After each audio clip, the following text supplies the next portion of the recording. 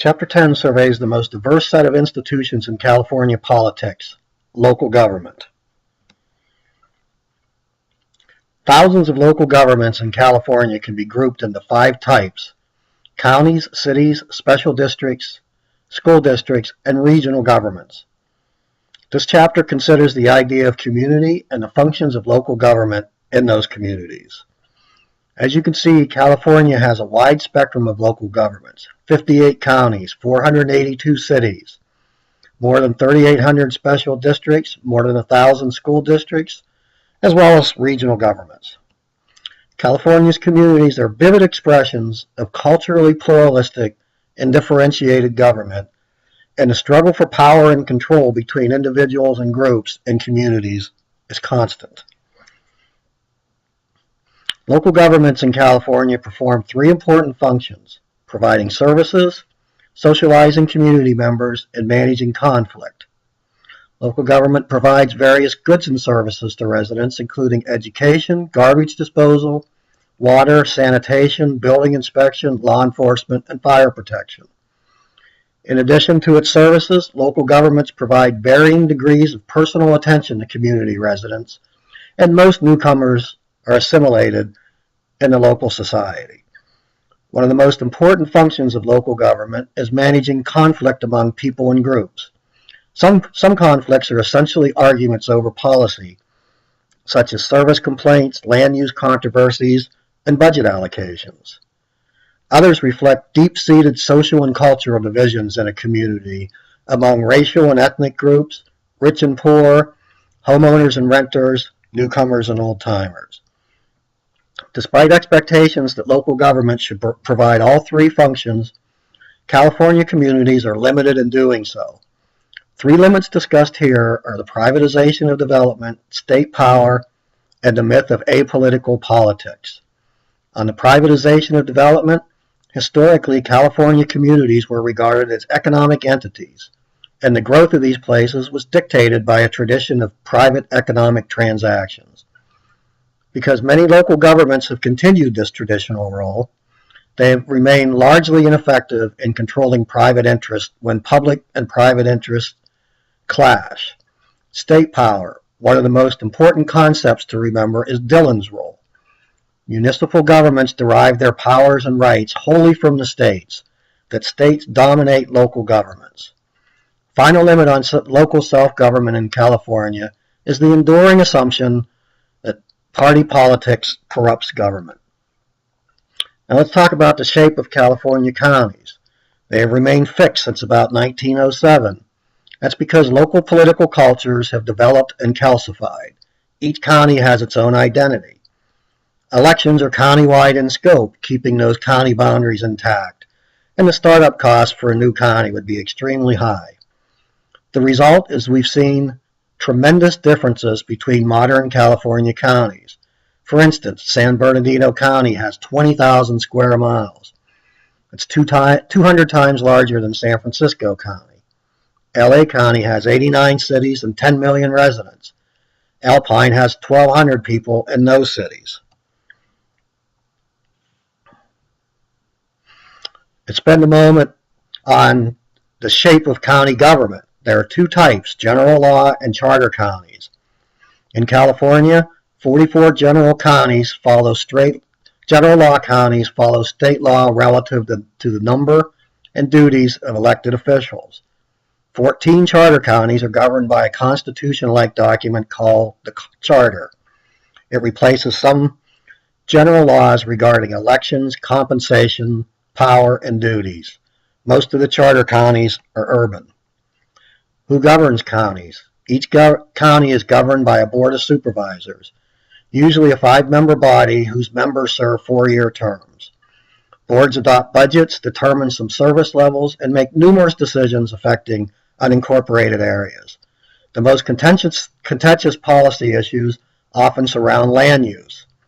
While county planning commissions make many land use decisions, supervisors hear appeals and make final decisions. Counties also provide for a variety of other elected officials.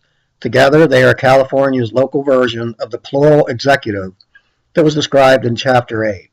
The exact arrangement of these positions varies from county to county, but the most common ones are district attorneys, sheriffs, fiscal officers, clerks, and school superintendents.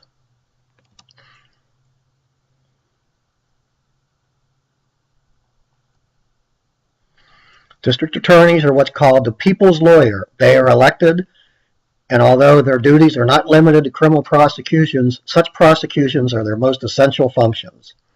Given their law and order reputation, DAs have a competitive advantage over defenders and private lawyers when judgeships become available. The sheriff is the chief law enforcement and public safety officer for the county. Several county officials focus on finance, such as assessors, tax collectors and treasurers, auditors and controllers. County clerk and controller wear several hats. They maintain county documents and records and also have numerous election-related responsibilities. County superintendent of schools in some ways is an oddity. They are separately elected and often respond to a separately elected county board of education. They do not administer local schools because district-appointed superintendents do that. Let's talk about some of the pressures on California counties. One of the biggest, of course, is funding pressures. Unlike cities, counties do not possess broad revenue-generating authority. Proposition 13 of 1978 cut the county share of property tax revenues, and counties cannot just cut some programs because the state mandates them to deliver a variety of services. Please know that counties are the chief governments that deliver state programs such as welfare and public health. Another pressure is issue spillover. Modern policy problems generally ignore political boundaries. Issues such as air quality, population growth, welfare recipients spill over from one county to another. Another pressure is political responsiveness. People expect elected bodies to be responsive to their wishes, but that's problematic for some county boards. Now let's take a look at cities. More than 80% of the state's residents live in cities. 69 cities have more than 100,000 people. LA has the highest population with 4 million. Fresno is the fifth largest city in California with more than 500,000 residents. Communities wanting to become cities generally petition the Local Agency Formation Commission, an organization formed to prevent urban and government sprawl. Cities defy overgeneralization. There's a range of median household income in cities, and there's economic segregation in cities themselves. In Fresno, we see what's called a tale of two cities, where the northern part of Fresno is growing and thriving, and the southern part is more economically challenged. And we also see ethnic diversity characterizing California cities. Let's take a look at how cities are run. There's the mayor-council form and the council-manager form of government. In the mayor-council form, the mayor has considerable legislative, budget, appointive, and administrative powers. The mayor-council form is a rare form of government in California. Only a handful of cities, including Fresno, have that form. Much more prevalent is the council-manager form. In this form, you typically have part-time, modestly paid city councils who hire professionally trained managers. City managers. The manager then appoints department heads and runs the day-to-day affairs of the city. Councils adopt ordinances, allocate revenue, and determine the extent of public services offered. The mayors of most council-manager cities are chosen by their colleagues to be mayor, and the mayor's duties are largely ceremonial. Most mayors in California have weak powers.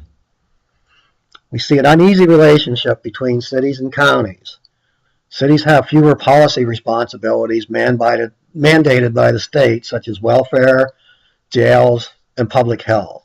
Cities have more flexibility than counties with boundaries. Cities can pick and choose what services to provide and at what levels. They also can look at privatizing some of their services, while a lot of county services are mandated. Let's now turn to special districts, the most prevalent form of government in California. California has about 3,400 special districts, and 4 counties have more than 200. Most have 50 to 200. They provide 50 different services such as sanitation, recreation, even cemeteries, but most provide only one service, and that's either water or fire protection. Special districts can assess property taxes, issue bonds, and charge user fees that are tied directly to the service provided. Special district can be either dependent or independent. The independent form is really a subdivision of cities and counties. Commonly funds projects such as parking lots and streetlights through separate assessments, and that insulates that service from the larger annual budget, since that service could be cut in a regular budget cycle. Councils and supervisors provide policy direction. Independent special districts are separate legal entities with their own elected boards that provide particular services. People consider special districts the stealth governments of California because they are largely invisible and unaccountable. Their meetings are open to the public, but the public rarely shows. Challenges are rare in elections. Voter turnout is typically low, and for the most part, special districts operate outside the limelight. Some of the criticisms of special districts include that they represent the height of political fragmentation, that there are just so many of them and their work is not coordinated with other forms of government. Many also lack accountability and transparency. They have the ability to raise their own revenue and are ignored by voters and the media. Now let's turn to school districts. These districts reflect the assumption that politics and education can and should be separate. Board members run on nonpartisan ballots, and representative democracy in education occurs in the position of school board member. Members receive nominal pay and fringe benefits. School districts are operated by a professionally trained superintendent who oversees the educational staff, prepares budgets, and various policy proposals. The boards, unlike special districts, operate under strict scrutiny from parents, from interest groups, and from state government. State government is a major source of funding for school districts. The Massive Education Code dictates in detail what districts can and cannot do, and the State Department of Education administers statewide testing.